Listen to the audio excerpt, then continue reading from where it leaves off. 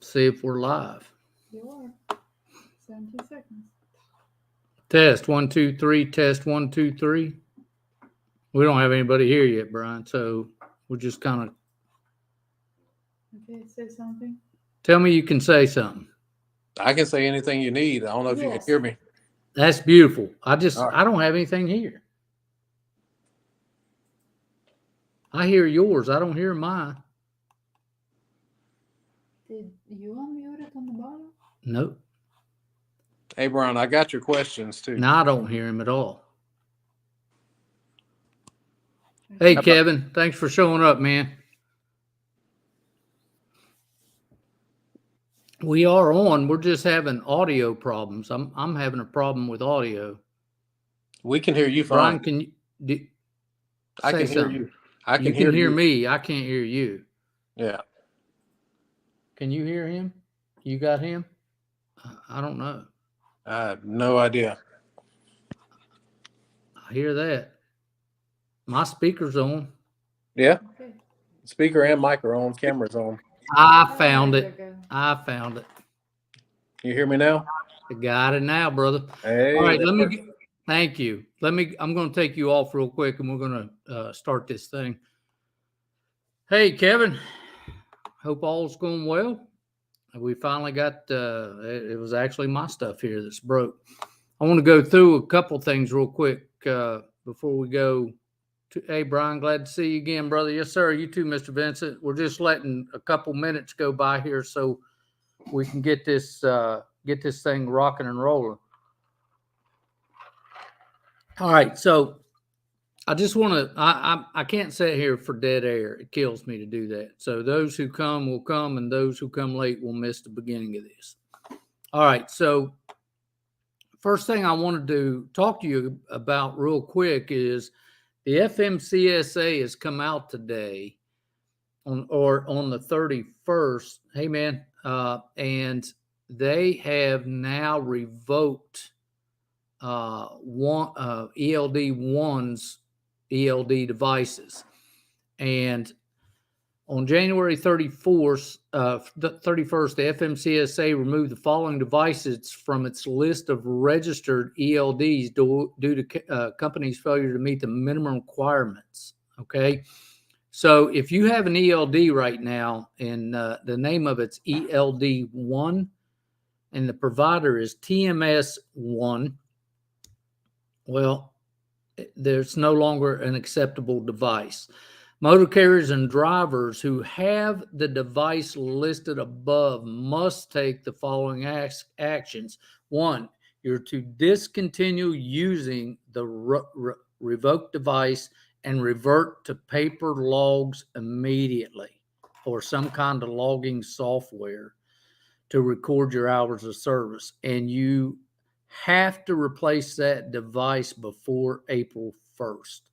So if you're using it, stop and get on paper logs. If you're not using it, please don't buy a used one or don't be suckered into buying that.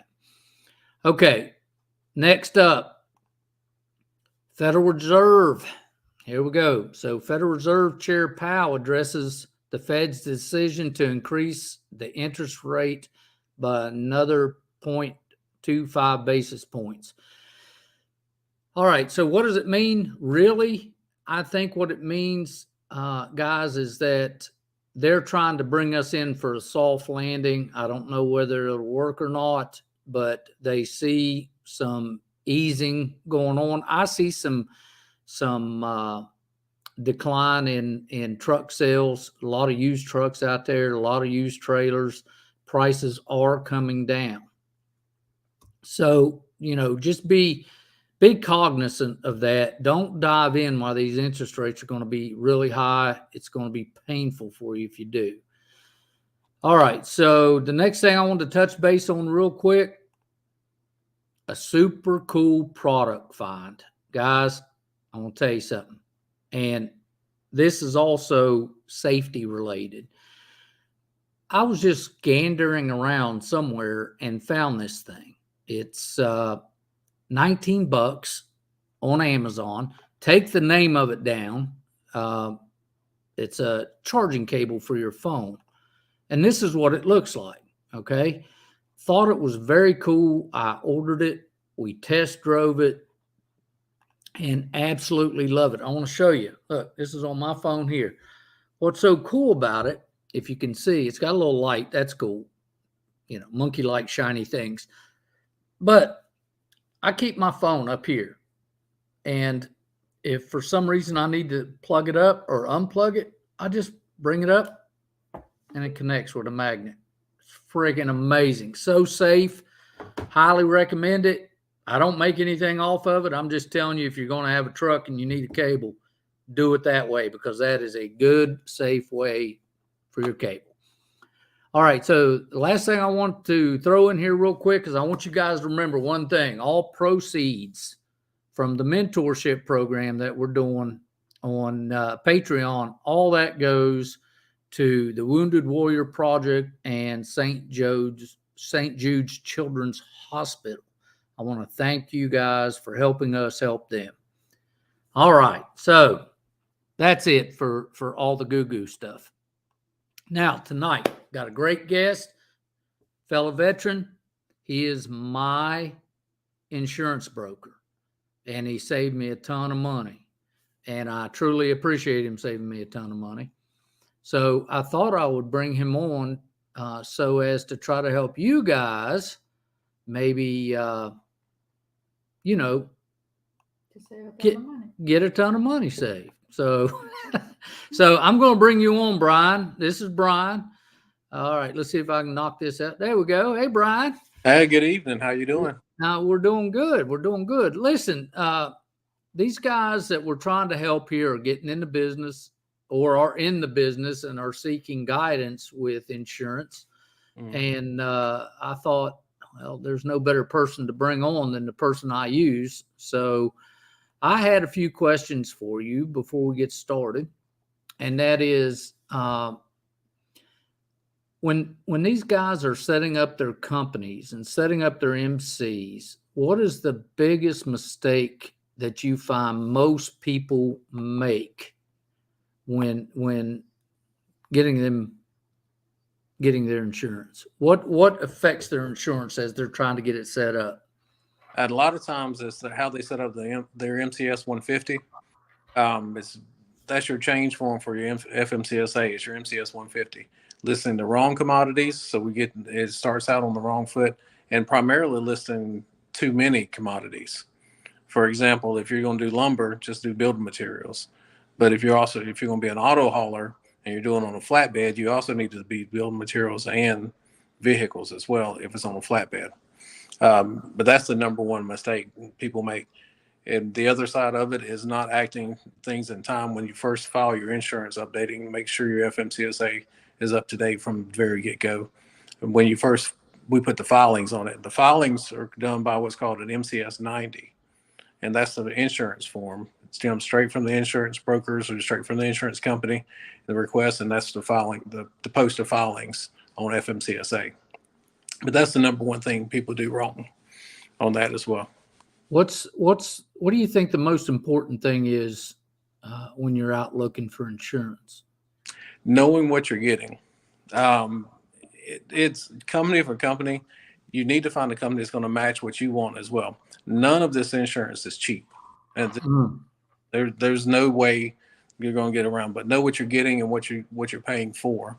Your insurance broker should take you through each coverage and make sure it's exactly what you need. And if you have any questions on that, to be able to ask those questions as well. But just like I said, just know what you got to have on that. Well, I've told these guys in the past, I said that as I was coming, I switched to you a little bit prior to me leaving Progressive.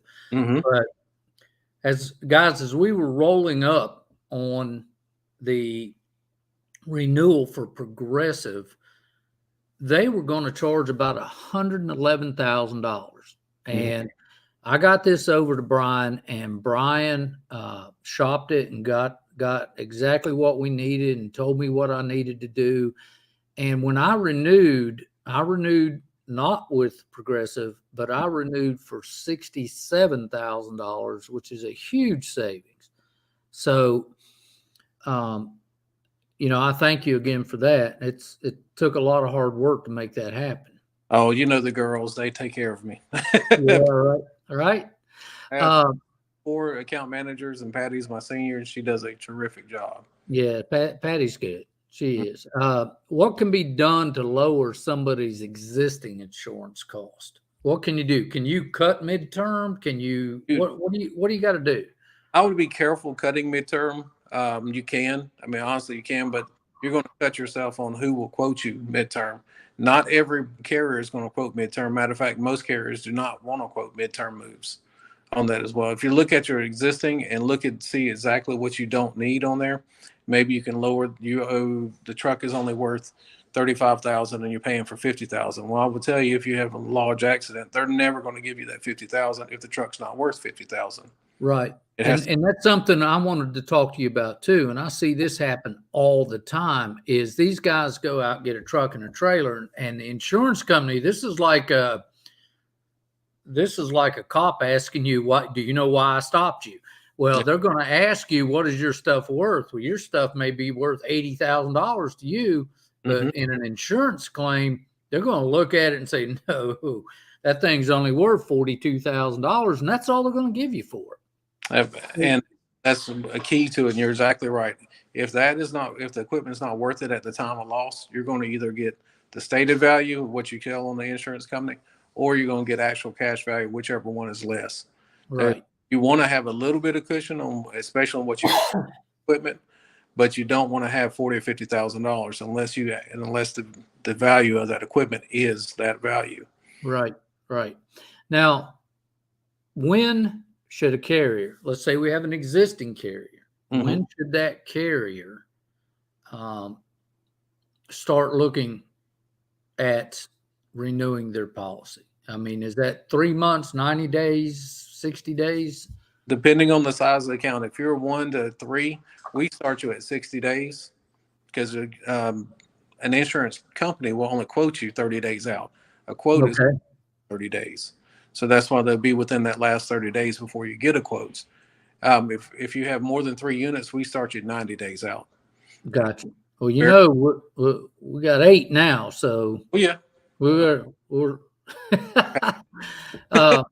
so listen, we're going to have a lot of questions here. We got several people on the site now, and what we want to do, is we're going to, I've got to have, it won't let me just put you on the screen. I got to be here for some reason. No worries. But maybe I don't. Hold on. Let me try this. Hey, there I am. Is we're going to open this up for you, and we want these guys to ask their questions, and any kind of thing that you can do to kind of help them out would be great. As they ask the questions, Mila will be putting them up on the screen. So we have open questions about insurance. What do we got, guys? Who do we got? What do we got? Well, I got about 100 questions I could pound out here. So everybody else, you gotta love it. So Question on the screen. we got a question. Just received my MC needing insurance. Okay. So we're going to have a link. If you'll go to dd214.com, go under partners, I've got a link to him where this link will go to him, and you'll put your address, that kind of stuff, and he'll reach out as soon as he can. So that's how we're going to do this. So basically, Lee, how I see this working is we're going to send this to you, or you're going to go over there, and he's going to get it. He's going to call you, and he's going to, don't you review their 150 to make sure they're okay before we go quote and stuff? And I can't see the entire question on that, but I think he was asking, when should he get insurance? He just got his authority. And 90 days. Yeah, if you have 90 days to do it, and once you get your insurance on file, your payments, everything start from that time that it gets on file. Um, so, but when you get it on file, you got to be ready to basically roll. If that truck's not moving, it's not making you money. So if you put your insurance on file, and it's going to take 3 to 5 days before your MC goes active anyway, on that 5th or 6th day, hopefully it's active and you can start pulling loads on that as well. But the short answer is when should you get it? When you're ready to start rolling and get your MC active. Typically, they won't go active 21 days after you first get it. But after that waiting period in most states, you can go active within a few days after that. Let's see. I can't make out the next question on there, to be honest with you.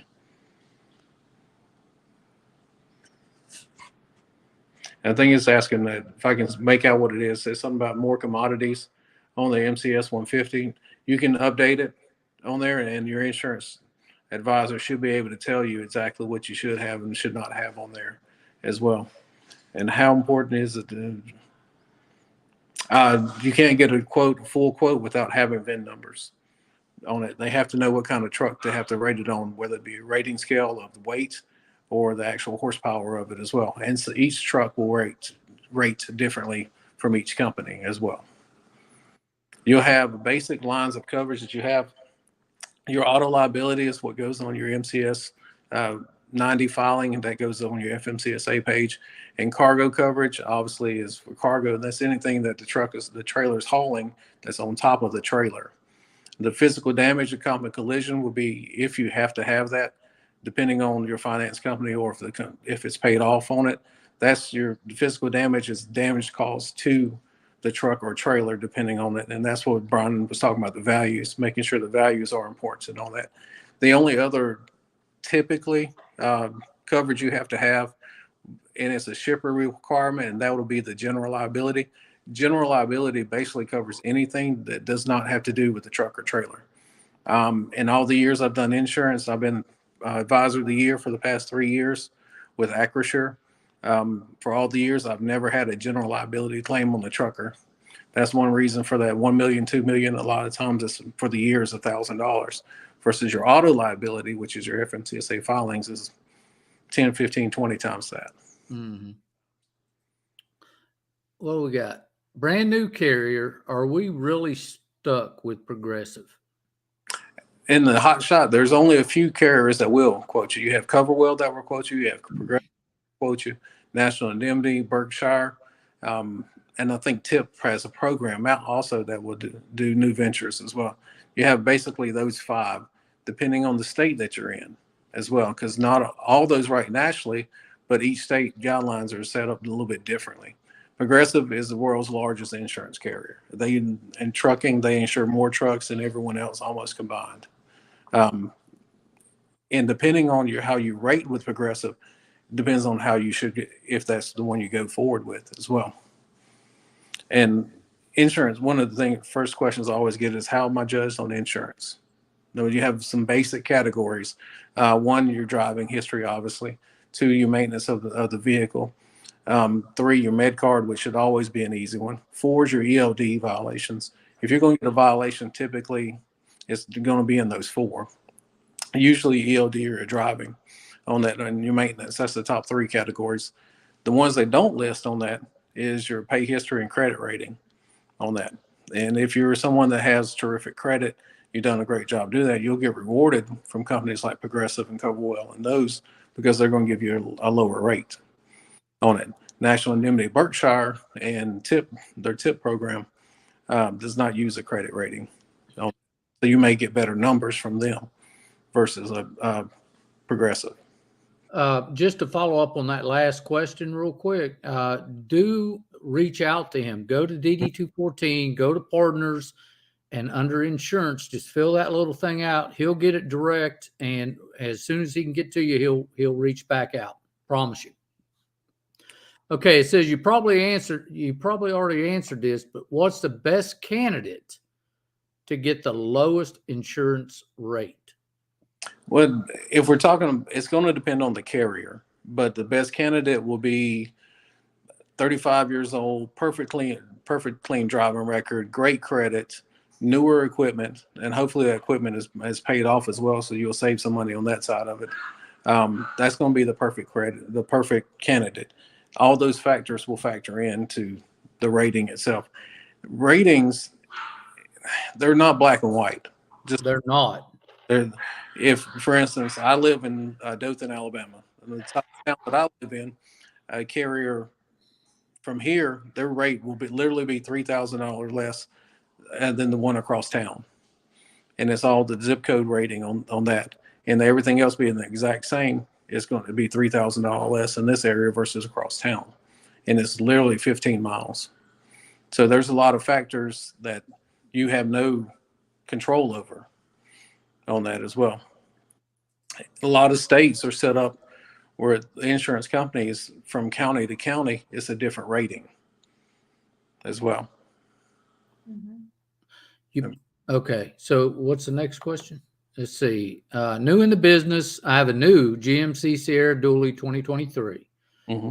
If I want to do the business moving RVs and boats only, what kind of insurance do I could almost answer that for him, but go ahead.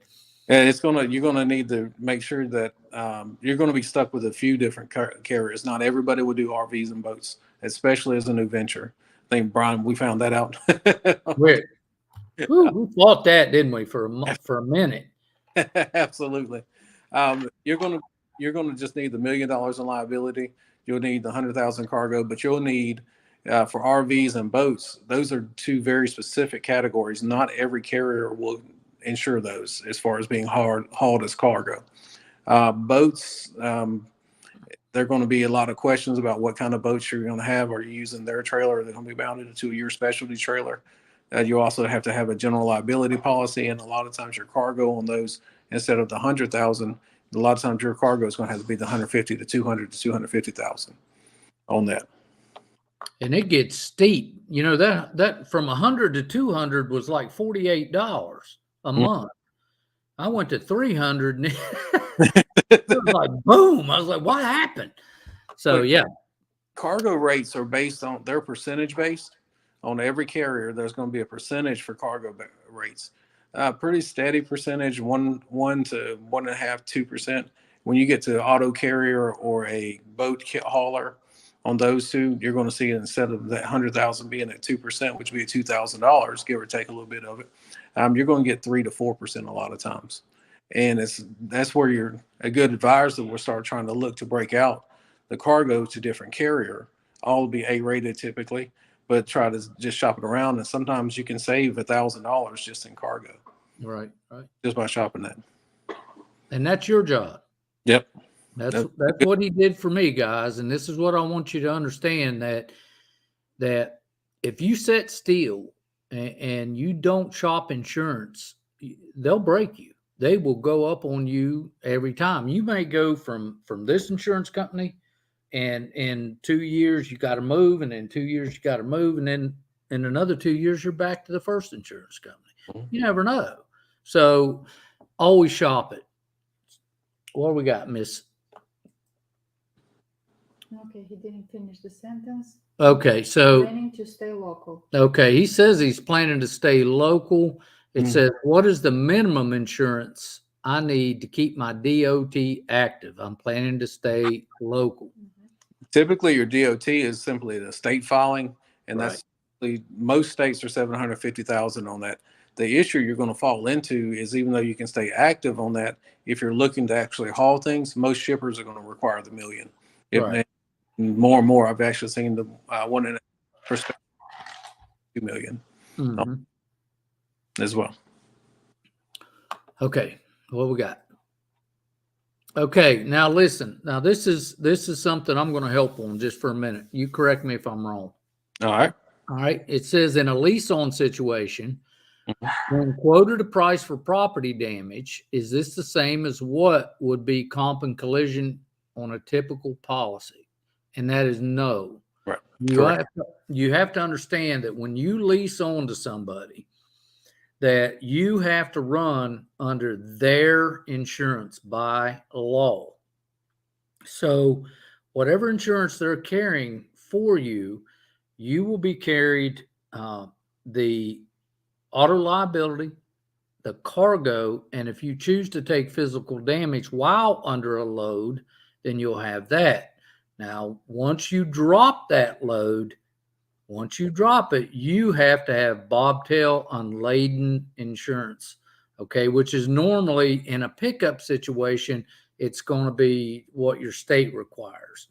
If you have a lien on that truck, the bank's going to require so much as well. Now, please correct all the things I messed up. Well, I think depending on his wording, I can't quite make out the entire sentence on it. But if he said property damage is a liability, and Right, auto liability.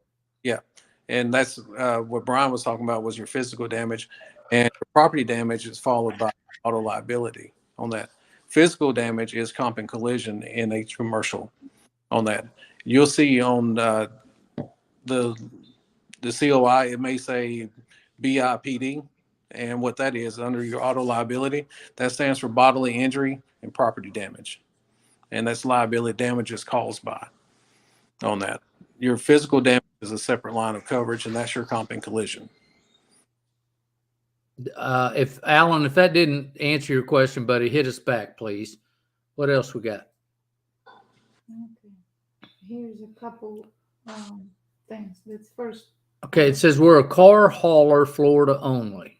Well, first off, Florida's got some of the highest insurance out there, and so I don't know what you're trying to tell me, but whatever that is, Bryan, take off on it. No, what he's talking about is he runs a DOT and he only hauls in the state of Florida. Typically, does not cross state lines on that. If I'm reading that into that, and who will, if he's asking who's going to quote in the best company, it's Florida is one of the trickiest states, and Bryan is absolutely right. They're one of the highest states. If you can stay in Florida Panhandle, you can usually get pretty good rates on that. If you go south of Orlando, population when it comes to those tables, the insurance tables, population is the biggest factor. The more people you have, the more accidents you're going to have on that. If, for instance, if you can stay in the Panhandle out on the outskirts of Panama City and those, you can get decent rates for Florida. But if you go down to South Miami and south of Orlando, your rates are probably going to double. Just on that. Yeah, they're brutal down in there. They're not joking. And I've had 4 trucks last year that were stolen out of Miami. Oh, really? Damn. I understand it on that side of it. I don't know. Let's see. What do we got? Alan Carr. Let's see. Alan. Another Alan. If we were leased on with someone, are we covered for personal use, or you have to have a secondary policy, Alan? That secondary policy will cover you more than it covers that company. Yeah. And the secondary, you have to understand when you're leased on to somebody, they're not going to pay. When you go home, you drop that trailer, you decide to go to the bar and start drinking, they're not going to cover you for that. That's on you, bro. How DD-214 works is we cover you with our policy from the time you go under dispatch to the time you're back from dispatch. That's it. Which, and also what he's going to look at on that, and if there's a large accident, if those DOT numbers are on there, they're going to go after the large policy. Oh, sure. That's why secondary policy is more to cover you as the person driving more than anything else. Right. All right. What do we got? That's what I meant. My wording was off. I meant physical damage being, we got you. We got you covered. I meant physical damage being what would cover you when you're not you would need the bobtail or unladen insurance for that. That's what, isn't that correct? Yeah. When they're not under dispatch, they would need bobtail or unladen insurance. Yes.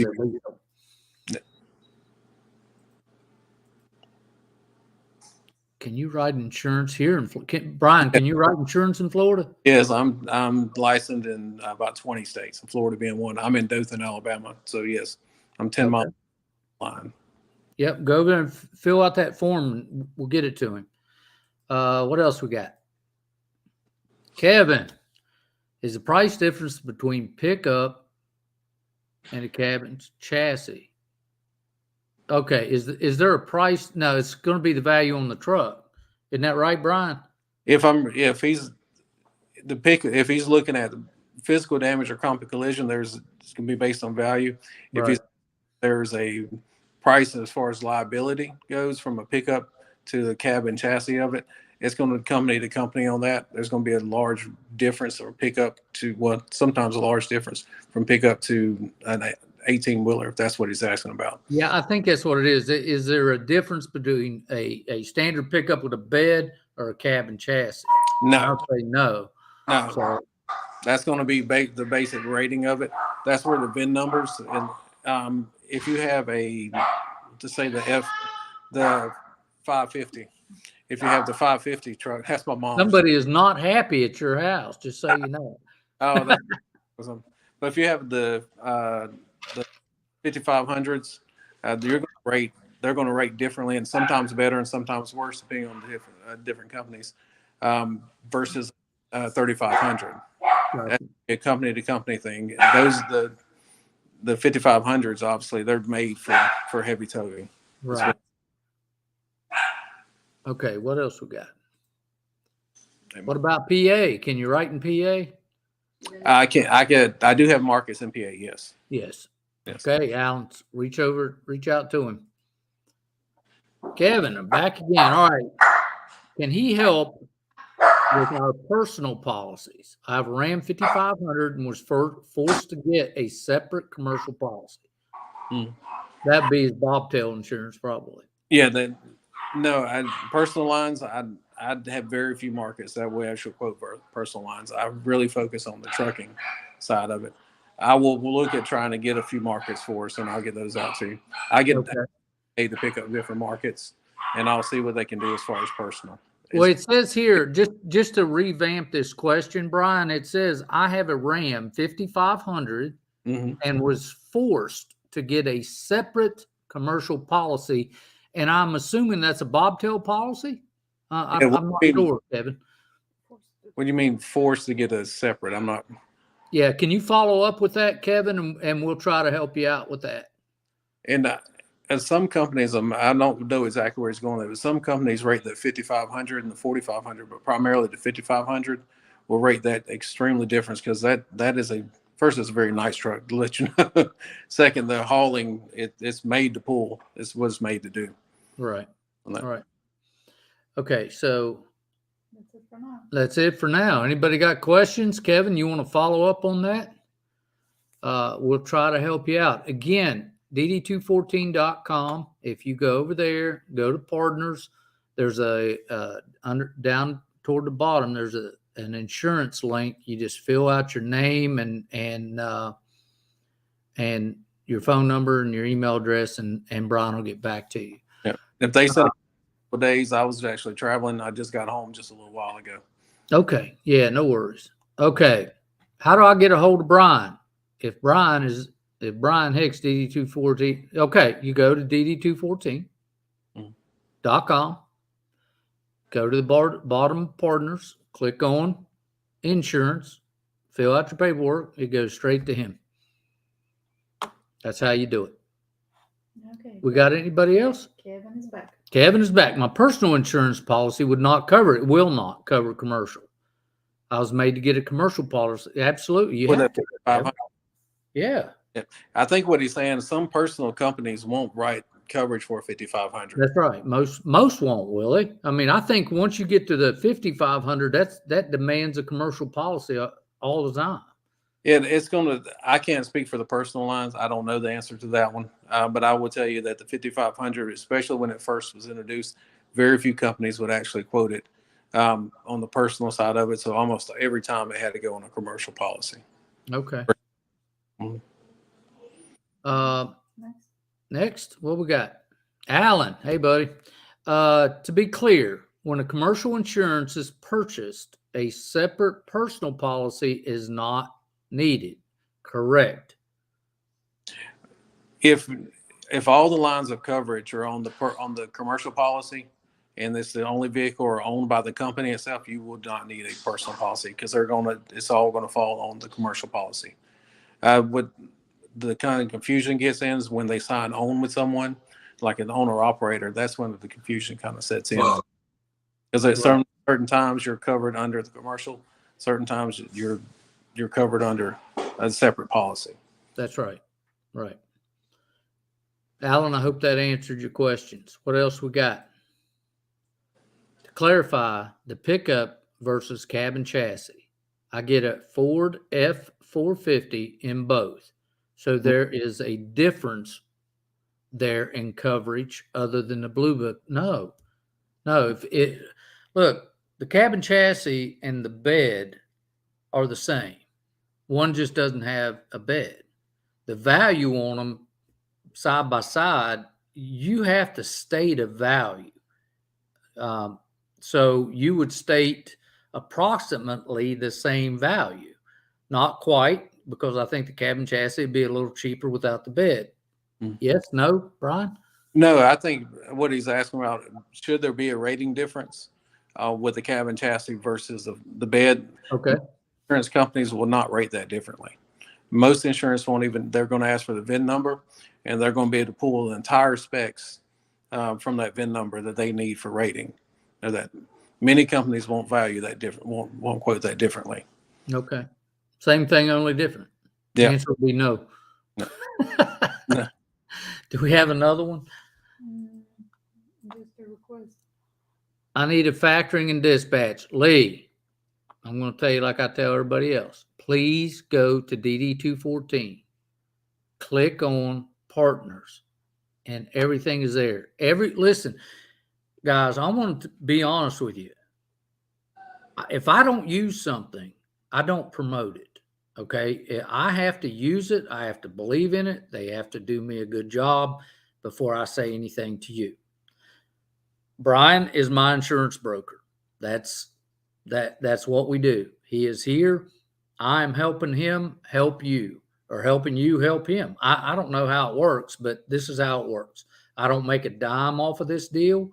He's here to do a favor for me. He came on as a favor for me, just to be able to try to help you guys out and get you the best insurance prices you can get, and get you somebody that will work with you know what you got, so you're not tied to Progressive. So that's where we're at with that. Do we have another one? Just ordered those cables. Of course, the red ones for my brand. $22, I know. Just so you know, hey, Brian, you got to get you a set of these, guys. $22, and it comes like with a long cable, a short cable, a ton of stuff, and they're freaking awesome, man. You just snap them up there. You know, there's no more fiddling with it while it's in your holder. Brian, you got to get you a set of those for $19. I will now. I'm sure I'll show them to my son. He drives for TMC. I'm sure I'll. Oh, absolutely. They are fantastic. Fantastic. All right. So if we have no further questions, we're going to go once, twice, and we're done. Brian, thank you so much. I certainly appreciate you coming out. I'm sure these guys will reach out to you. Please help them out as much as you can. If anybody needs anything, you know where we're at. Go to Patreon. You get my personal phone number. You can call me and ask me stupid stuff. I'll answer stupid stuff for you. But listen, we are done. We're going to enjoy the rest of the week. Guess where I'm going this weekend? We're going to go. Now, we didn't get to go to the snow ride. You know, I said I was going to go tubing. I didn't get to go. I got tied up, and we ended up going go-karting. Blast, man. If you guys don't do it, go go-karting. It's a lot of fun. Now, if you're my age, you're going to come back sore and stiff. But this weekend, I am taking off and going to the casino in Cherokee just to go have dinner and play a little blackjack. But and I'll tell you why I'm telling you this more than anything is that I spent the last 3 years between COVID and building my company and did nothing. So now it's time to live a little bit. I'm going to do what I do. And on the weekends, I'm going to kind of back off and go have a little fun, enjoy life. Guys, enjoy life. Bless all of you. all of you veterans and first responders, thank you for all you do and all you've done for this country, because we would be nowhere without you. All right, guys, have a great week. Enjoy the weekend. Enjoy your family. God bless you. See you next time.